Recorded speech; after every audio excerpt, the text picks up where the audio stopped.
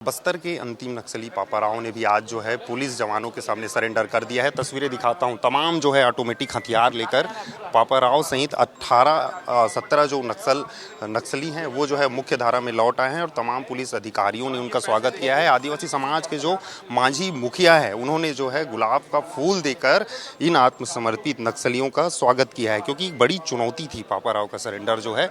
लगातार पुलिस के जो अधिकारी थे वो ये कोशिश कर रहे थे कि पापाराव के सरेंडर के साथ ही जो है बस्तर में नक्सलवाद समाप्ति का रास्ता निकलेगा, और वो समय आज आ गया है। और पापाराव ने अपने 17 साथियों के सामने तमाम पुलिस अधिकारियों के सामने जो है हथियार डाल दिए। आप देख सकते हैं किस तरीके से ऑटोमेटिक हथियार है, 303 राइफल, एसएलआर है, इंसास राइफल है, ये तमाम जो है ऑटोमेटिक हथियारों के साथ जो है आज पापाराव मुख्य धारा में लौट आया है। इसके साथ ही जो है बस्तर में अब जो है नक्सलवाद के समाप्ति का जो है रास्ता खुल रहा है। सबसे पहले विस्तार न्यूज तस्वीरें दिखा रहा है। टोपी पहने, गमछा लगाए जो है पापाराव के साथ 17 जो अन्य नक्सली है उन्होंने जो है आज सरेंडर कर दिया है। तमाम पुलिस अधिकारी यहाँ मौजूद हैं। कुछ देर में इस सरेंडर दिखाने के बाद जो है पुलिस के जो अधिकारी हैं, सर पापाराव का नाम सामने आया है। जब भी नक्सल संगठन में कोई बड़ा घटना हुआ है, पापाराव को लेकर ये भी कहा जाता था कि हर साल जो है उसके मरने की खबर आती थी। कभी जो है सांप से काटने के मर जाने की खबर आती थी, तो कभी जो है मुठभेड़ में मर जाने की खबर आती थी। लेकिन आप देखिए कि आज पापाराव जिंदा है और सरेंडर कर चुका है। ये जो है तस्वीरें आप देख सकते हैं कि जो नक्सल संगठन है वो एक तरह से अब नेतृत्व विहीन हो गया है पापाराव जाने के बाद जो है। और आज पापाराव के साथ जो 17 साथी थे उन्होंने हथियार डाल दिए हैं। तमाम पुलिस के अधिकारी यहाँ मौजूद हैं और पुलिस के अधिकारी कुछ देर बाद जो है प्रेस कॉन्फ्रेंस करेंगे और ब्रीफ करेंगे। हो सकता है कि पुलिस अधिकारी जानकारी दें कि पापाराव की बात करें तो वो दनकारना स्पेशल जोनल कमेटी का इंचार्ज था। इसके अलावा जो है डीवीसीएम जो है प्रकाश मड़ावी है, उसके बाद डीवीसीएम अनिल ताती है। इसके साथ जो है 18 माओवादियों ने सरेंडर किया। इसमें 7 जो है महिला माओवादी हैं। आप देख सकते हैं कि जो पापाराव के साथ हैं उनके साथ जो है महिला नक्सली भी शामिल हैं। इसके अलावा इन पापाराव के साथ जो नक्सली आए हैं वो जो है AK-47 हथियार लेकर जो है आज आत्मसमर्पण कर रहे हैं। और ये बहुत महत्वपूर्ण तस्वीर है महिमा, क्योंकि बस्तर में 5 दशक का जो नक्सलवाद का इतिहास था वो जो है अमित शाह जी के 2 साल के दृढ़ संकल्प के बाद जो है आज पूरा होते दिख रहा है। हमारे जो जवान थे, सुरक्षा बल के जवान, वो लगातार जो है ऑपरेशंस चला रहे थे। उसी का नतीजा है कि आज जो है नक्सलवाद जो है 2 साल में ही कमर टूट गया। और बस्तर का अंतिम बचा हुआ नक्सली भी आज जो है उसने घुटने टेक दिए और आत्मसमर्पण कर दिए। हम जिस तरीके से बयान सुन रहे थे पापाराव का कि नक्सलियों के मुखिया हैं देवजी, उनके सरेंडर के बाद जो है वो नक्सल संगठन को आगे ले जाने की बात कह रहा था। वो कह रहा था कि उनका बयान था कि लगातार सुरक्षा बलों के बढ़ते कैंप के कारण जो है वो इधर से उधर नहीं जा पा रहा था। यही कारण है कि उसे जो है आज आत्मसमर्पण करना पड़ रहा है। और पापाराव के आत्मसमर्पण करने के बाद जो है पूरे नक्सल संगठन में, खासकर दंडकारण्य में, अब कोई नक्सली बचा नहीं है, नेतृत्व विहीन हो गया है। और पूरे नक्सल संगठन की बात करेंगे दूसरे राज्यों का तो सिर्फ 2 पोलित ब्यूरो मेंबर बचे हुए हैं, जिसमें एक मिसिर बेसरा का नाम है और एक गणपति का नाम है, लेकिन दोनों ही अभी अंडरग्राउंड है। तो एक तरह से कहा जा सकता है कि छत्तीसगढ़ का बस्तर जो काफ़ी प्रभावित था नक्सलवाद को लेकर, वो जो है अब मुक्त होते हुए हमको दिखाई दे रहा है। बहरहाल तो ये तस्वीर देखिए कि पापाराव के साथ जो बाकी नक्सली है वो जो है हाथ में संविधान का किताब लिए हुए हैं। इसके अलावा जो समाज प्रमुख हैं, आदिवासी समाज के लोग हैं, जो मांझी मुखिया हैं, उन्हें जो है गुलाब का फूल देकर, अभी कुछ देर में गुलाब का फूल देकर जो है स्वागत करेंगे। हथियारों की बात कर रहे थे महिमा, तो हथियार में 8 AK-47 जो है ये तस्वीरों में देखेंगे कि जो बस्तर आईजी है पी सुंदराज जी, वो जो है उनका स्वागत कर रहे हैं आत्मसमर्पित नक्सलियों का और उनको संबोधित कर रहे हैं। लेकिन ये तस्वीर बेहद खास है। इसलिए खास है कि 5 दशक का जो नक्सलवाद का इतिहास था वो जो है 2 साल में किस तरीके से ताश के पत्तों की तरह ढेर हो गया। और इसका पूरा श्रेय जो है हमारे जवानों को जाता है। हमारे जवान किस तरीके से जंगलों के बिहड़ों में जाकर ऑपरेशन से चलाए, उसी का नतीजा है कि अंतिम बचा नक्सली पापाराव भी आज सरेंडर कर दिया है। पापाराव, जिस तरीके से रवि भैया बता रहे थे कि पापाराव कह रहा था कि देवजी के जाने के बाद वो नक्सल संगठन को आगे रखेगा, सोचिए कि वो कितना रणनीतिकार रहा होगा कि और नक्सल संगठन को आगे ले जाने की बात कह रहा था। लेकिन उसके बाद भी हमारे जवानों का मनोबल नहीं टूटा और लगातार ऑपरेशंस का नतीजा है कि आज जो है पापाराव को सरेंडर करना पड़ा। आप देख सकते हैं कि जो आदिवासी समाज के मुखिया हैं, मांझी हैं वो जो है फूल देकर, गुलाब फूल देकर उनका स्वागत कर रहे हैं, उनके साथ खड़े हुए हैं, क्योंकि समाज के लोग भी लगातार ये अपील कर रहे थे संगठन से कि वो मुख्य धारा में आ जाए और मुख्य धारा में आकर आम जिंदगी जिए। और यही कारण है कि आदिवासी समाज के लोग भी जो है उनका गुलाब का फूल देकर स्वागत कर रहे हैं। तमाम पुलिस अधिकारी देख सकते हैं महिमा की जितने पुलिस अधिकारी हैं वो यहाँ मौजूद है और पापा राव का आज जो है सरेंडर हो। जिस तरीके से अगस्त 2024 में इस बात की घोषणा माननीय केंद्रीय गृह मंत्री जी ने की थी कि समूचा क्षेत्र हमारा ये 31 मार्च 2026 तक सशस्त्र नक्सलिज्म से मुक्त हो जाएगा, और उस विषय को लेकर के आज जो पुनर्वास हुआ है ये बहुप्रतीक्षित था। ये जो पुनर्वास हुआ है इसमें पापा राव नामक DKSZC स्तर के एक नक्सली अपनी पूरी टीम के साथ, हथियार के साथ वापस आए हैं, मुख्य धारा में जुड़े हैं और मुख्य धारा में जुड़ करके भारत के संविधान को उन्होंने थामा है। साथ ही साथ बस्तर के समाज ने भी उनको स्वीकारा है वापस। ऐसी एक पुनर्वास की घटना आज हुई है। और अब हमारे बस्तर में, हमारे छत्तीसगढ़ में PB मेंबर आप कहें, CCM कहें या और अन्य मेंबर्स कहें, DKSZC ऊपर के हो गए। DKSZC लेवल का भी अब कोई सक्रिय माओवादी हमारे छत्तीसगढ़ में नहीं। इसके नीचे बस थोड़ी ही संख्या में गिन करके 35-40 की संख्या में नॉर्थ एरिया में कुछ और कुछ साउथ एरिया में, एक्सट्रीम साउथ, एक्सट्रीम नॉर्थ में कुछ लोग शेष रह गए हैं। उनके भी आने का भाव है, वो भी आकर के पुनर्वास करेंगे और मुख्य धारा में जुड़ेंगे और नियत समय 31 मार्च 2026 तक समूचा छत्तीसगढ़ सशस्त्र नक्सलिज्म से मुक्त हो जाएगा। यह आज विशेष रूप से मैं आपके सामने रखना चाहता हूँ।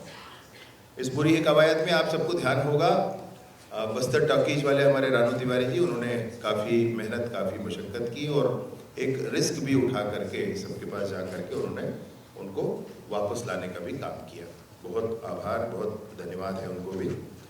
इस पूरे ही अभियान में 2 वर्षों में जो हुआ है वो एक छोटा खाका मैं आपके सामने प्रस्तुत कर देता हूँ, और वो ये है कि कुल पुनर्वास जो नक्सलियों ने किया है वो लगभग 3000 की संख्या है। पुनर्वास जिन लोगों ने किया है वो लगभग 3000 की संख्या, और इस 3000 में सभी तरह के वो CC मेंबर से लेकर के पार्टी मेंबर्स तक हैं। ये पूरी कैटेगरी उनकी है, सब ने मिलकर के पुनर्वास किया हुआ है। ये पुनर्वास की जो स्थिति है वो 3000, अर्थात आप ये सोच सकते हैं कि आर्म्ड कैडर में 3000 की कमी हुई है सीधे सीधे। इसके साथ ही साथ आप ये देखेंगे कि गिरफ्तारी भी अभी इन 2 वर्षों में हुई है, और वो भी संख्या लगभग 2000 के आसपास, 2000 से ज़्यादा है। तो 2000 यह भी वो संख्या है जो उनके आर्म्ड कैडर की थी, और वो आर्म्ड कैडर कम हुआ है। ये 5000 हुई संख्या जो कुल मिलाकर आपसे कह रहा हूँ, और ऐसे ही लगभग 550 नक्सली न्यूट्रलाइज भी हुए हैं इस दिशा में। ये 550 नक्सली जो न्यूट्रलाइज हुए हैं वो भी उनके आर्म फोर्सेस का विषय था। अब कुल मिलाकर मैंने समझाया उनको कि ये कोई हैप्पी न्यू ईयर नहीं है। समझना चाहिए हमको, हमने झीरम का दंश झेला है, छत्तीसगढ़ का नेतृत्व खोया है। घोड़ा गांव, चिंगावरा, मणिकोंटा, दरबागुड़ा, झीरम, जाने कितने ऐसे घटनाएं हैं जिसको बस्तर ने झेला है अपनी छाती पर। आज जब 31 मार्च 2026 को लक्ष्य बांधकर हमारे जवानों ने, हमारे सशस्त्र बलों के जवानों ने समूचा नक्सलवाद समाप्त कर दिया है, उसके बाद भी एहतियात की जरूरत है। हमको एहतियात बरतना ही होगा तब तक जब तक सब कुछ स्थिर और सुनिश्चित नहीं हो जाता है। सारे नेटवर्क का खुलासा हो ही रहा। शहरी नेटवर्क, देखिए इस पूरे ही मसले में जो भी होंगे सब पर कार्रवाइयाँ हो ही रही हैं, आगे भी होंगी। अगर आप ये कहते हैं कि इनके माध्यम से पता चलेगा कि फला ने कुछ किया है, तो स्वाभाविक है, उसमें कोई विषय है ही नहीं। छत्तीसगढ़ सरकार की पुनर्वास नीति कागज का पुलिंदा नहीं है, सिर्फ इनाम की राशि नहीं है। मैं आपको बताना चाहता हूं कि पुनर्वास नीति हमारी रही है जिसमें हमने बस्तर ओलंपिक भी जोड़ा है, बस्तर पंडों भी जोड़ा है, और पुनर्वास नीति के माध्यम से ही यह भी कल्पना हमारी है कि अगर जंगल से पुनर्वास हो सकता है तो जेल से भी पुनर्वास हो सकता है। यह भी अभियान किया जा रहा है कि जो नक्सली उन्होंने पुनर्वास कर लिया है तो वो जाकर जेल में अपने परिजनों से, अपने मित्रों से मिलते हैं। अब आगे अगला स्टेप ये किया जाएगा कि जेल से पेरोल पर उनको निकालकर पुनर्वास केंद्रों में ला करके मिलाया जाएगा, और जिन्होंने पुनर्वास कर लिया है वो प्रेरित करेंगे उनको कि वो भी पुनर्वास कर सकते हैं। अब विषय ये है कि जो जेल के अंदर है उसको क्या किया जाएगा पुनर्वास के माध्यम से, तो हम फैसिलिटेट करेंगे कि उनका जमानत हो जाए, वो बाहर आए, पुनर्वास केंद्रों में रहें और अपना जीवन आगे संवारें। एक भी व्यक्ति ऐसा नहीं है जो बेगुनाह हो और उसको पकड़ा पीटा मारा गया। एक भी व्यक्ति ऐसा नहीं जिसके प्रकरण पंजीबद्ध हैं, जिसके खिलाफ कोई प्रकरण है, जिसके खिलाफ साक्ष्य हैं, वही जेल के अंदर है। इसमें ऐसा संशय करना उचित नहीं है। और जिस सहृदयता के साथ सरकार और समाज और शिक्षक वृंद, पत्रकार और पंचायती राज के प्रतिनिधि काम कर रहे हैं, मैं सोचता हूं कि सब कुछ वैसा ही हो रहा है जैसा हम लोगों ने सोचा था। हम जेल से पुनर्वास की भी बात कर रहे हैं, लेकिन किसी को जेल से निकालना ये कोर्ट के माध्यम से होता है भाई, वो कोर्ट के माध्यम से ही होगा, वो वैसी प्रक्रियाओं से ही होगा। और आप अपने मन में कृपया ये ना रखें और कृपया ये ना कहें कि कोई ऐसा है जिसको जबरदस्ती जेल में भर दिया गया है, मारा पीटा गया, ये तो गलत बात है। एकदम स्पेसिफिक मैंने बताया आपको कि DKSZC लेवल का आज के बाद कोई भी सक्रिय माओवादी छत्तीसगढ़ में नहीं होगा। अब आपने जिनका नाम लिया मैंने हेमला या सोढ़ी का, सोढ़ी कैसा है या हेमला विजय है, तो हेमला विजय भी तेलंगाना में है, और सोढ़ी केसा वो भी DKSZC का स्तर के हैं, परंतु वो भी तेलंगाना में है। हमारे छत्तीसगढ़ में सक्रिय अब इस लेवल पर कोई नहीं। 31/12/2026 तक समस्त बस्तर नक्सलवाद से मुक्त होगा, इसमें बात कोई मसला नहीं। शीघ्र इस बात की कोशिश की जाएगी कि जो सेंट्रल लेवल के फोर्स हैं वो छत्तीसगढ़ से, मतलब उनका काम पूर्ण हुआ, उन्होंने बड़ा सहयोग किया, अब वो देश के दूसरे क्षेत्रों में सेवाओं के लिए आगे बढ़ेंगे। हमारे छत्तीसगढ़ के पुलिस के माध्यम से ही पूरा एरिया डोमिनेशन का काम, पूरे जगहों पर लॉ एंड ऑर्डर मेंटेन करने का काम आगे ये किया जाएगा।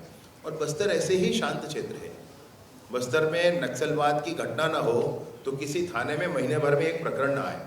बस्तर इतना शांत है, इतना अच्छा है। तो आने वाले समय में मैं सोचता हूँ कि बहुत ही आराम से, बहुत ही स्थिरता के साथ समूचे बस्तर में police law and order maintain कर लेगी। कठोर स्थिति वैसा कुछ नहीं, जो कानून कहता है उसके अनुसार फोर्सेस काम करती है। और जो सुरक्षा बल यहाँ पे या पुलिस है, उन्होंने लोगों का विश्वास जीतने के लिए, उनमें एक कॉन्फिडेंस पैदा करने के लिए कि आपके लिए हम हैं, आपकी सुरक्षा के लिए हम हैं, आपके क्षेत्र के विकास के लिए हम हैं, ऐसा मतलब कि बेसिकली फोर्सेस ने सभी लोगों को विश्वास दिया। पूर्ण विश्वास रखें इस बात का। मैं तो बस्तर का नहीं हूँ, आप हैं, परंतु मुझे पूरा विश्वास है कि जिन्होंने बस्तर में एक बार कह दिया कि उन्होंने पुनर्वास कर लिया, वो कभी पलट कर जाते नहीं हैं। एक भी प्रकरण आज तक हमने देखा नहीं है और ना ही भविष्य में कभी ऐसा होगा। इसका कारण ये है कि बस्तर का मन बड़ा निश्चल है, निष्पाप है, निष्कलंक है। माँ दंतेश्वरी का आशीर्वाद है। यहाँ एक बार जिसने, एक व्यक्ति ने कह दिया, वो कभी वापस नहीं किया, तो आगे भी नहीं होगा, इसमें कोई संशय नहीं। नहीं भाई, आप ऐसा कैसे सोच रहे हैं? हमने स्पष्ट कहा है कि सशस्त्र नक्सलिज्म समाप्त होगा। वो जो कैडर है उनका हथियार लेकर जंगल में घूम रहे हैं, हमारे शिक्षा दूतों का गला रेत रहे हैं, हमारे स्कूलों को बम से उड़ा रहे हैं, हमारे यहाँ गाँव तक स्कूल, अस्पताल, आंगनबाड़ी, बिजली, पानी, सड़क नहीं पहुँचने दे रहे हैं। हमारे यहाँ ये जितने भी लोग हैं उन्होंने सड़क के किनारे, तालाब के किनारे, नदी के किनारे आईडी बिछाया है। ये जो कैडर है ये खत्म हो जाएगा। मेरी बात समझ रहे? अगर वो कहीं डंप रखा है, कहीं आईडी बिछा रखा है, वो तो कालंदर का भी मामला है, वो तो ठीक करना पड़ेगा धीरे धीरे सबको। हम लोग कोशिश करेंगे कि जैसे ODF हुआ था वैसे एक एक ग्राम पंचायत की पूरी सीमाओं का चिन्हांकन कर IED वहाँ से हटा करके और ID free village, ID free panchayat बना लें, ऐसी कोशिश करेंगे। वही कह रहा हूँ जो कल कहा था। मैंने कहा, कल भी कहा था कि DKSZC लेवल का अब कोई भी नहीं नक्सली रह गया है। उस लेवल का, उसका और उसके ऊपर के सारा नेतृत्व इनका समाप्त हो चुका है। अंतिम नक्सली भी जो DKZC लेवल का था वो वापस आ चुका है। आज जो इसके नीचे दो 25-30 लोग हैं उनके वापस आने का विषय है। आज दिनांक 25 मार्च 2026 नक्सल विरोधी अभियान का इतिहास में काफ़ी एक महत्वपूर्ण और निर्णायक दिन रहा। आज दिनांक को दंडकांड स्पेशल जोन कमेटी का DKZC मेंबर तथा साउथ सब जोनल ब्यूरो के इंचार्ज पापाराव और उनके साथ 3 DVCM हैं, प्रकाश माडवी है, अनिल ताती है और विलास ओयाम और अन्य कुल 18 माओवादी कैडर, जिसमें 7 महिला माओवादी कैडर भी है।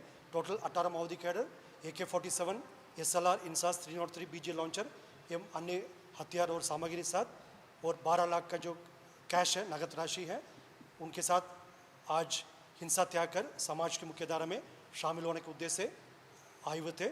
संभाग मुख्यालय जैदलपुर में उन्हें शासन की ओर से स्वागत किया गया। समाज के वरिष्ठ जन भी उपस्थित रहा। पुलिस महानिदेशक महोदय, ADG साहब, CRPF, BSF, अन्य पैरामिलिट्री फोर्सेस का अधिकारीगण, SP बीजापुर, SP बस्तर, साथ में प्रशासनिक अधिकारीगण और संपूर्ण टीम बीजापुर का, CRPF कोबरा का अधिकारीगण, इस प्रकार समस्त हमारा बल सदस्य का अधिकारीगण उपस्थित रहा। जिला प्रशासन के अधिकारीगण भी उपस्थित रहा। उन्हें समाज में वापस स्वागत करते हुए उनके द्वारा सौंपे गए हथियार को रिसीव किया गया और अन्य सामग्री को भी रिसीव किया गया। इस प्रकार आज नक्सल विरोधी अभियान में काफ़ी एक महत्वपूर्ण और निर्णायक बढ़त रहा और लगभग अभी मात्र 6-7 दिन ही शेष रह गए। इस दौरान दंडकांड स्पेशल जोन कमेटी इलाका में लगभग सीनियर लीडरशिप समाप्त हो चुकी है। शेष एक ही रह गए थे, पापाराव। आज उनका पुनर्वास के पश्चात जो टॉप लेवल की लीडरशिप अभी बस्तर इलाका में शून्य हो चुकी है। शेष अन्य कुछ गिने चुने माओवादी कैडर हैं जो बस्तर संभाग के अंतर्गत अलग अलग जिला में छोटी छोटी दल में है, छोटी छोटी पॉकेट्स में अभी उनका इन्फॉर्मेशन है, जानकारी है। उनसे भी लगातार हमारा अपील जारी है, प्रयास भी जारी है, ताकि वो भी मात्र अभी हम महीना और दिन के हिसाब से नहीं, अभी आवर्स के हिसाब से बात करते हैं। 48 आवर्स 72 आवर्स से समय उनके पास शेष बच गई है। इस विषय को गंभीरता को समझते हुए यदि मुख्यधारा में आ जाएगा उचित होगा, बेहतर होगा। नहीं तो हमारा सुरक्षा बल बहुत संकल्प के साथ पहले भी कार्य कर रहे हैं, अभी भी लगातार कार्य कर रहे हैं। कहीं ना कहीं उसका अभियान का फिर परिणाम उनको भुगतना पड़ जाएगा। ये संपूर्ण जो टीम है, जैसा 7 जिला में सभी SP साहब की नेतृत्व में पैरामिलिट्री फोर्सेस का सहयोग रहा। स्पेशल फोर्सेस जैसा DRG, STF, Bastar fighter, cobra, CRPF, BSF, ITBP, SSB, Chhattisgarh arm police, STF और अन्य जो स्टेक होल्डर्स है, सुरक्षात्मक कारण से सबका नाम मैं नहीं ले पा रहा है। सबका एक संयुक्त टीम वर्क है। पुलिस मुख्यालय का लगातार मार्गदर्शन हमको मिलता रहा। शासन की हमेशा, भारत सरकार और छत्तीसगढ़ शासन का भी हमेशा मार्गदर्शन मिलता रहा और क्षेत्र की जनता का भी हमेशा सहयोग और समर्थन रहा। जनप्रतिनिधि का भी हमेशा मार्गदर्शन रहा। इस प्रकार एक संयुक्त प्रयास के माध्यम से आज हम इस मुकाम तक पहुँच गए हैं। और शेष जो कैडर्स है, जैसे पूर्व में मैं बताए थे, अपील के साथ साथ ये चेतावनी भी है, उनके पास बहुत ज़्यादा समय शेष नहीं रह गई। अभी पूरा लीडरशिप आगे है। किसी के यदि कोई कन्फ्यूजन है, दिशा नहीं मिल रहा है, जैसा कई मीडिया के साथी भी इस साथ में हम लोग का सहयोग किया, उनके माध्यम से, क्षेत्र के जनप्रतिनिधि के माध्यम से, परिजन के माध्यम से, हमारा सुरक्षा बल साथियों के माध्यम से अभी भी उनके पास रास्ता है। जो पुनर्वास के लिए रास्ता अभी भी खुला है, लेकिन समय अनिश्चित नहीं है, समय अभी निश्चित है। इसलिए उसका विषय को गंभीरता को देखते हुए बहुत जल्दी आ जाएगा, बेहतर होगा। तामेश्वर सिन्हा, विस्तार न्यूज़, जगदलपुर।